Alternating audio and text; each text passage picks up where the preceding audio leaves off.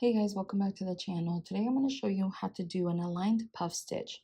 To save some time, I chained 18 and this pattern is worked in multiples of 2. So let's get started.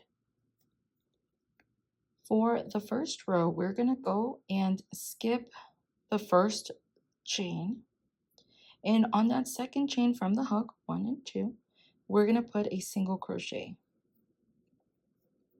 We're going to chain 1 and we're going to skip the next stitch or chain. And then on the following chain, we're going to put a single crochet. We're going to chain 1. We're going to skip this chain and we're going to go into the next one and we're going to put a single crochet. And that's the pattern you're going to be repeating all the way to the end of the row. We're at the end of the row. We're going to put a single crochet. We're going to turn our work and we're going to chain 2. 1, 2. This is going to count as a half double crochet. So we're going to put 4 half double crochets together into this chain space. That's another way of saying it's a puff stitch. So the way we do that is we're going to yarn over. We're going to go into that chain space. We're going to pull our yarn through. And if we were to close our half double crochet, we would yarn over and pull through. We're not doing that. We're going to do another yarn over. We're going to go back into that same chain space. We're going to pull through. We're going to yarn over, go into that same chain space and pull our yarn through. And that is 3 half double crochets. Yarn over, put our yarn in, or put our hook inside that chain space, yarn over and pull it through. Now you're going to have all of these loops. You're going to yarn over and you're going to pull it through all of the loops, all the way to the end. And then you're going to close it up. We're going to chain 1. We're going to skip this single crochet. And into that chain space right here, we're going to do the same thing. We're going to yarn over, go into the chain space, pull your yarn over, go into that same chain space, pull it, yarn over, put your hook back into that same chain space, pull your yarn over, and then one more time. You're supposed to do this 4 times. And if you do it right, let's count the loops that you should have. 2, 4, 6, 8. 8 loops. And this one would make it 9, but this one doesn't count. It's your leading loop. So you yarn over and you pull through all 9 of the loops. You close it up and you chain 1. And that's a puff stitch. It's important that you do the 4 half double crochets because otherwise you're going to end up with running into this problem. You see how these two look uniform and they look nice? This one looks overstuffed and this one looks understuffed.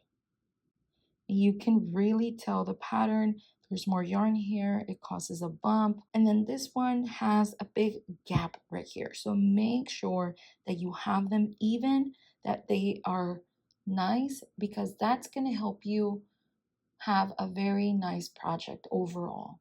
So I'm going to go ahead and undo them and then finish off the row. Okay, I'm at the end of my row. And another thing that you have to make sure is that when you are doing your pulling over and you're bringing it back, make sure that you don't yarn over when your loop is down here. Try to stretch it out and bring it to the level of the other puff stitches, because then you're going to run into trouble with tension, with some of the work being a little bit scrunchy or all crunched up in there because there's not enough yarn. So kind of bring it up, pull through. Once you get to the end of your row, don't chain 1. Simply yarn over and put a half double crochet on that very last stitch.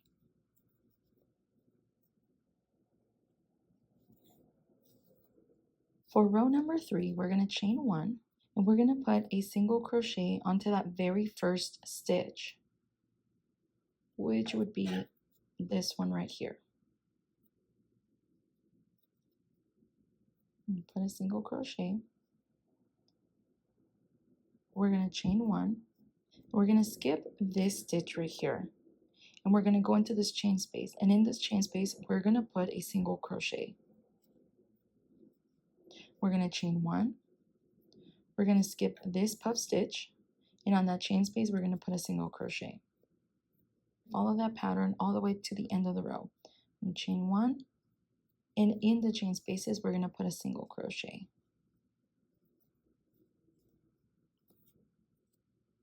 And we are going to put our last single crochet on that second chain, because that is where we are supposed to have our turning chain. Try to put it inside at one of the loops. So this is how it should be looking.